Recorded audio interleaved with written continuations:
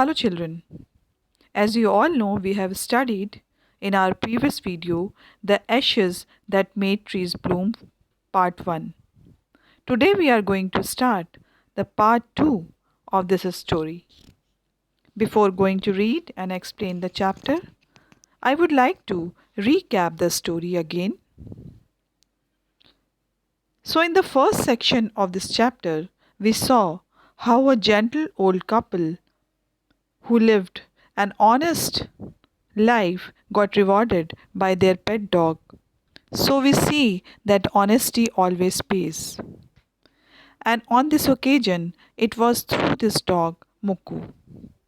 We also read about the greedy and evil nature of humans in the form of the wicked old couple who inflicted sufferings upon the poor animals. We find such people every day in our lives. We also see the element of supernatural when the old farmer is again rewarded by their loyalty and love for their dead dog, whereas the wicked couple punished for their evil acts. So now let's start the second part of the story.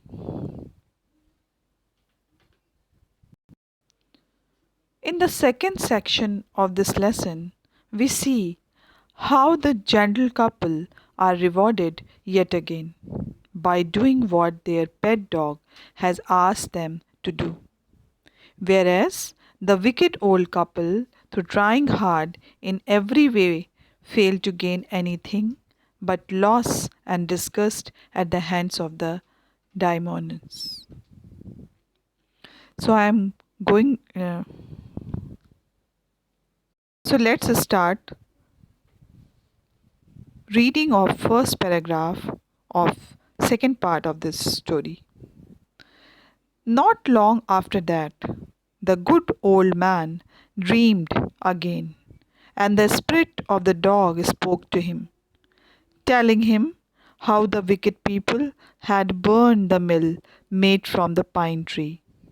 Take the ashes of the mill, sprinkle them on the withered trees, and they will bloom again, said the dog spirit. The second section begins with a supernatural incident. After the wicked couple borrowed the mortar and the handmill from them, instead of taking it back from them, they waited for the wicked couple to return it back. Themselves.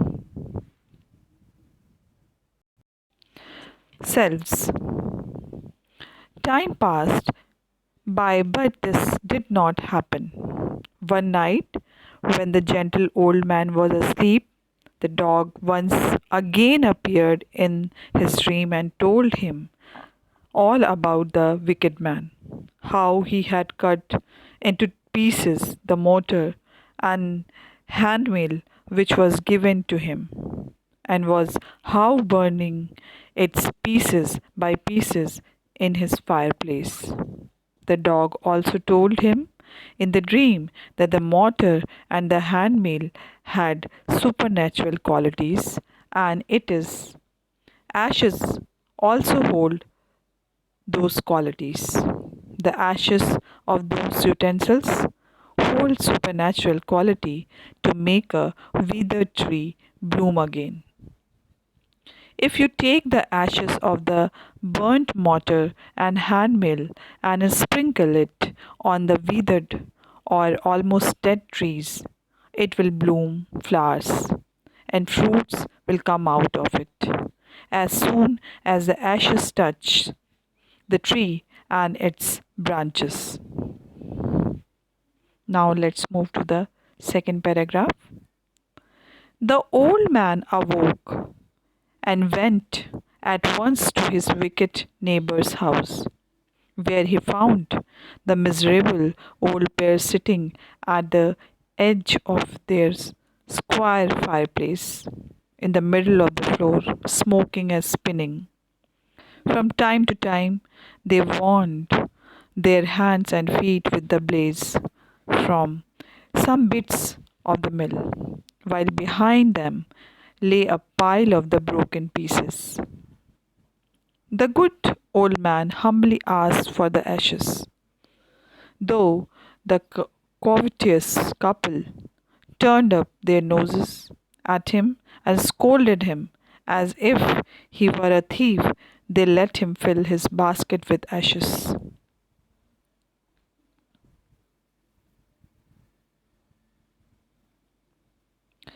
The very next day, the old man got up without any delay, went to his wicked neighbor's house. He was all prepared to do as the dog has advised him in his dream.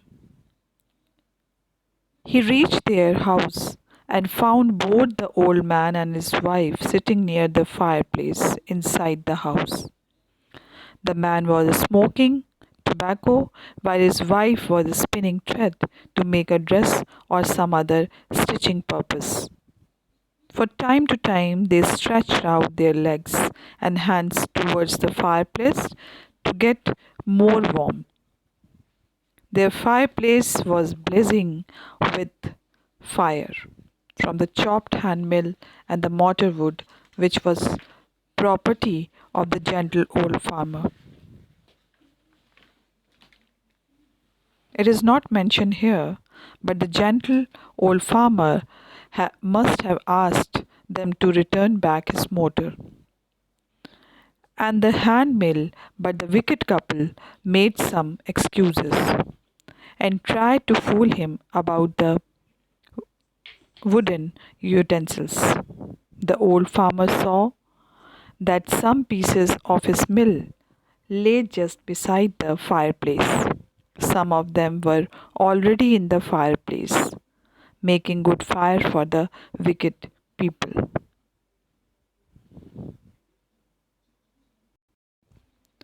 The gentle old man knew very well what had happened. He merely wanted his neighbors to speak out, but it was not to be so. Instead of asking for anything more, he only asked to collect the ashes of the mortar and will which was burnt in the fireplace. This too was considered as offense by the wicked couple, who started speaking in rude and very foul language.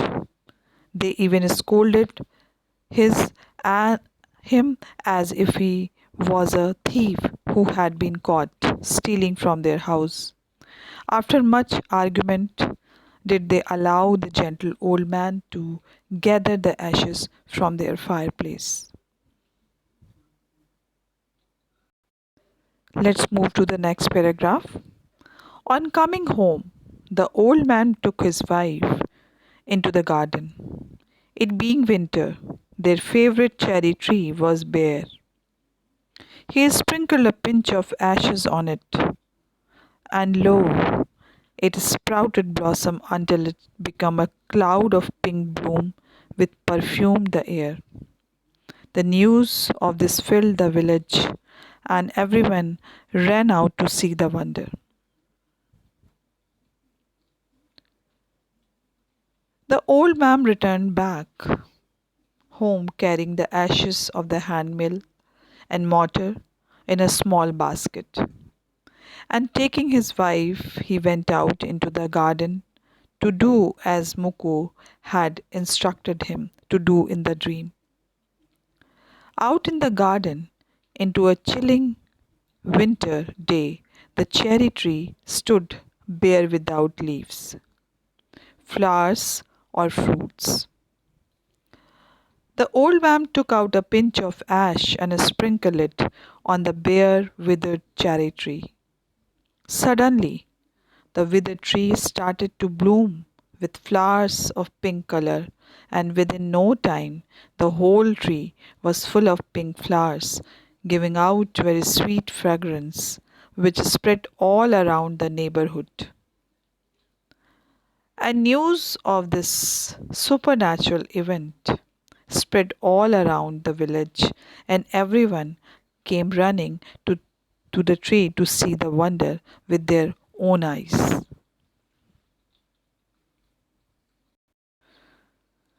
The covetous couple also heard the story, and gathering up the remaining ashes of the mill, kept them to make withered trees blossoms. The kind old man, hearing that his lord,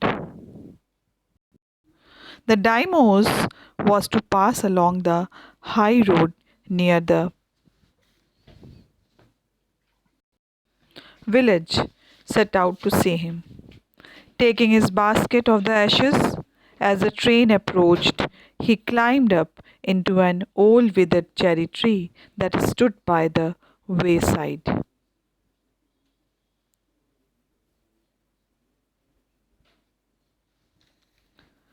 This news of the ashes making trees to bloom also reached the wicked neighbors, who had a lot of ashes still left in their fireplace. They even had some wooden pieces of the handmill to be burnt.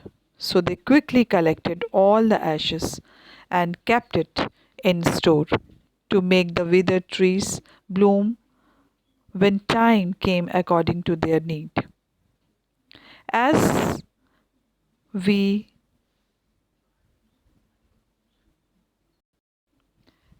as we already know that this was the time of the great landlords who were very powerful in every respect.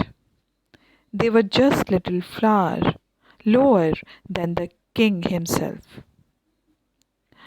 The old man came to know that the daimyo procession was going to pass along the road near the village, and the old man wanted to please him and earn respect in his landlord's eyes. So he made up a plan to meet the daimos, and taking the basket full of magical ashes, he reached and climbed up a drying out cherry tree which stood just beside the road from where the daimyo's procession was supposed to pass by. Now, in the days of the daimyos, it was the custom when their lord passed by for all the loyal people to shut up their high windows. They even pasted them fast with a slip of paper so as not to commit the impertinence of looking down on the lordship. All the people along the road would fall upon their hands and knees and remain prostrate until the procession passed away. In the days of the landlords, it was a custom in Japan that the people of the land did not look down upon their master when their procession passed there to cities, towns, or village. Looking down upon their landlord meant looking down in the real sense.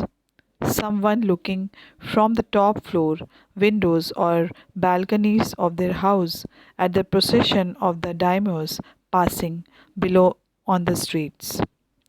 So everyone was to keep their windows shut and come down in the street and as a gesture of respect and kneel down before on the going procession of the daimos. Let's move to the next paragraph. The train drew near. One tall, competent man marched ahead, crying out to the people by the way, "Get down on your knees, get down on your knees." And everyone kneeled down while the procession was passing. Suddenly, the leader of the van caught sight of the aged man up in the tree. He was about to call out to him in an angry tone, but seeing he was such an old fellow, he pretended not to notice him and passed him by. So when the daimyo's palanquin drew near, the old man, taking a pinch of ashes from his basket, scattered it over the tree. In a moment it burst into blossom. The old man was now ready. He had climbed the withered cherry tree. He had chosen the right kind of the tree to show the magic and join honor in the eyes of the landlord. Seated in the branches of the cherry tree, he saw the procession slowly approaching. One of the security personnel of the procession ordered all the people nearby to get down on their knees and face the earth to give honor and respect to the daimyo. And all the people did so in order to give respect to their master. As the first section of the large procession reached the cherry tree, one of the leader and security personnel saw the old farmer sitting in the cherry tree ahead. This was a shameful act in the eyes of the security personnel. Here was a person looking down from the above over their daimyo. But seeing that this was an old man, the security man acted as if he had not seen him and continued along with the first section of the procession.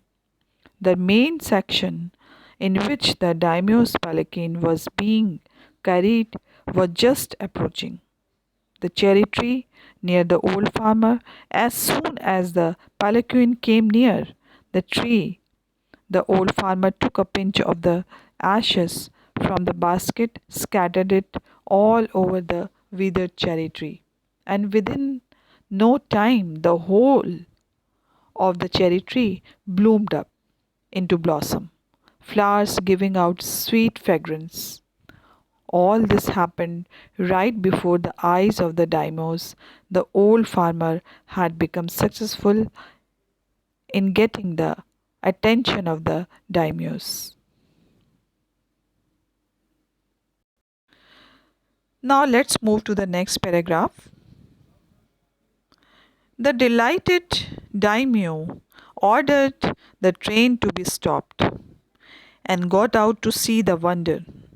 Calling the old man to him, he thanked him and ordered presents of silk robes, sponge cake, fans, and other reward to be given him. He even invited him to his castle. So the old man went gleefully home to share his joy with his dear old wife. The daimyo was witness to the magical event and was much impressed by the old farmer. He ordered his procession to be stopped, got out of his palanquin, and stared at the fresh blooming cherry tree and the fragrance of which reached deep into his senses. By now, the old farmer had become something like a celebrity figure and was being admired by all, including the daimyos. The daimyo called him and appreciated his act of making flowers out of dying tree. He ordered him his man to present the old man with the expensive clothes and other delicious delicacies and many more expensive rewards. Mukus has once again helped his master become rich and famous man. The old man was also invited to the daimyo's castle to be honored all the more. The old farmer was so pleased now that he had been acknowledged by the daimos himself, and he went back home gladly to share the wonderful news with his dear old wife. Now let's move to the next paragraph. But when the greedy neighbor heard of it, he took some of the magic ashes and went out on the highway. There he waited until a daimyo train came along, and instead of kneeling down like the crowd, he climbed a withered cherry tree.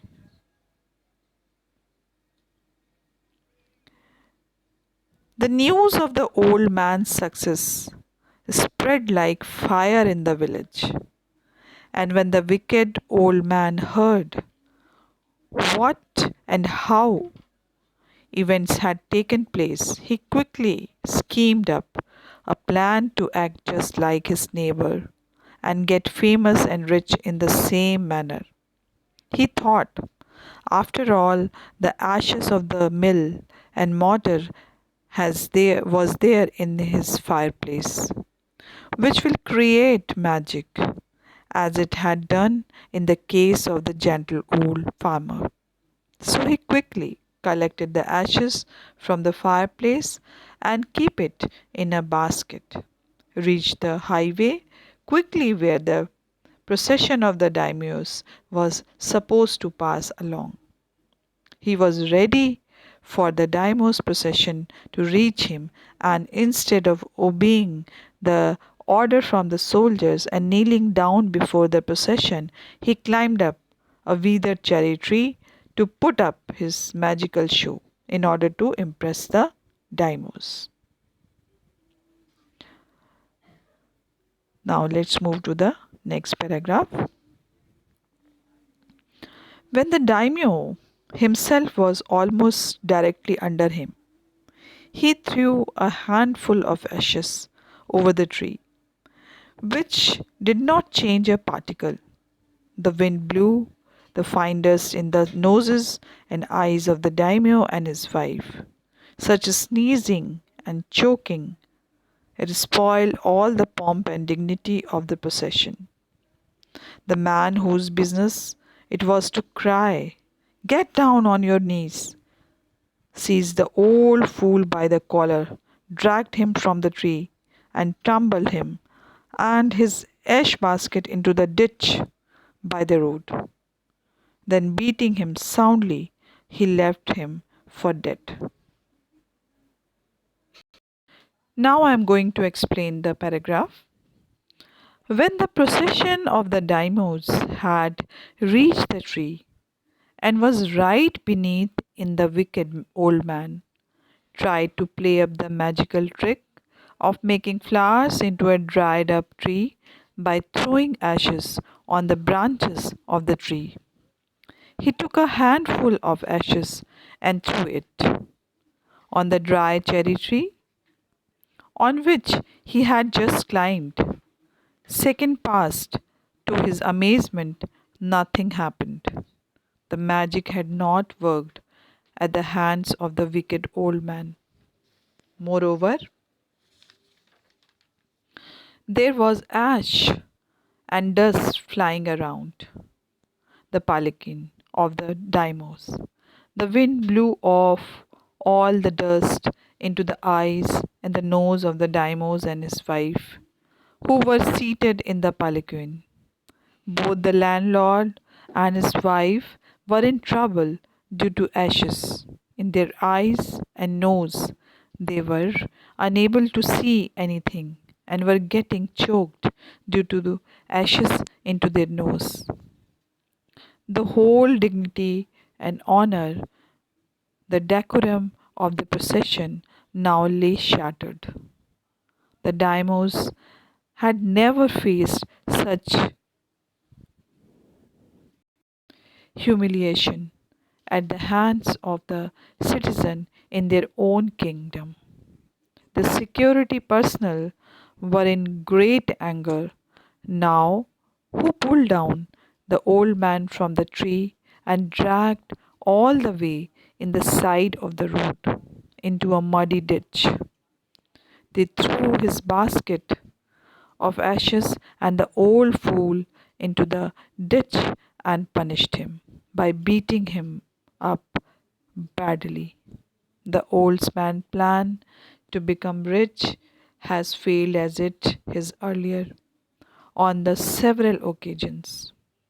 He should have learned from his earlier mistakes and should never have cheated nor killed Moku, but greed within his heart had planned up his misdeeds, which has brought him near to his end as he lay there in the ditch awaiting his death. Let's move to the last paragraph of this chapter. Thus the wicked old man died in the mud, but the kind friend of the dog dwelt in peace and plenty, and both he and his wife lived to a green old age. So, after some time, the wicked man died, laying in the mud. In his greed, who once wanted to be like a king through dishonest means, now lay dead into a ditch of mud. Whereas the gentle old couple, the master of make, were later honored by the daimyos and lived a plentiful and happy life. Honesty, gentleness, contentness are such attributes that everyone should try to practice all his life. If due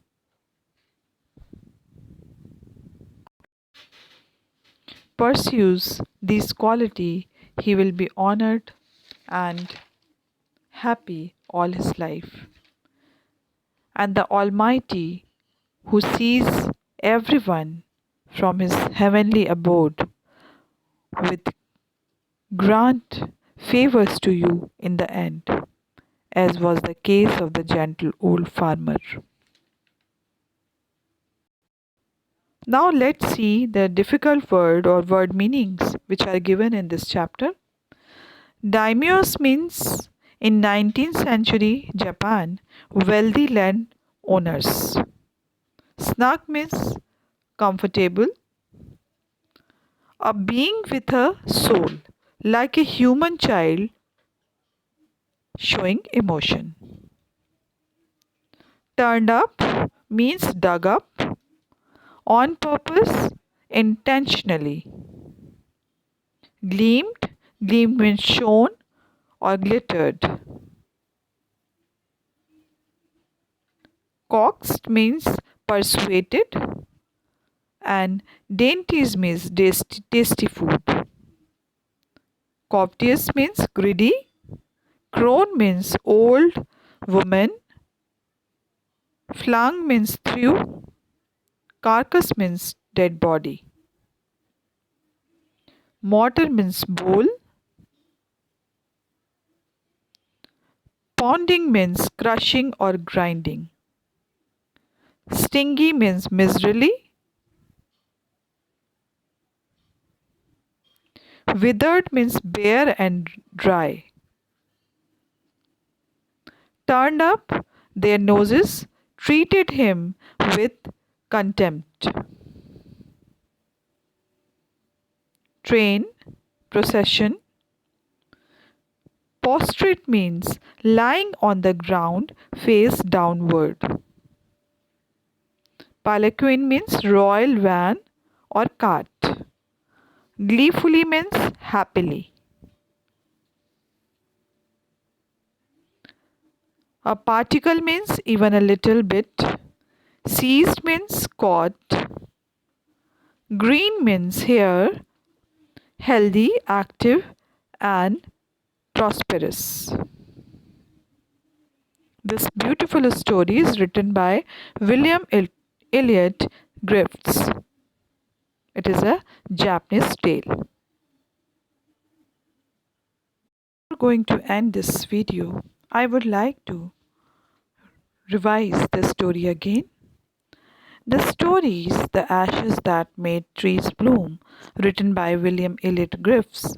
It is based in Japan. It is about an honest and a hard-working couple who live with their pet dog Moko. The greedy and the cruel nature of the neighbors result in the death of the dog. However, the master receives support and solace in many different unexpected ways from the dog's spirit. The story explains that the people are known by the deeds they perform, just like a tree, which is known by its fruits and leaves. It shows that if people are kind to other people and animals, they tend to be happy. If they are greedy and cruel, they will be unhappy and sad.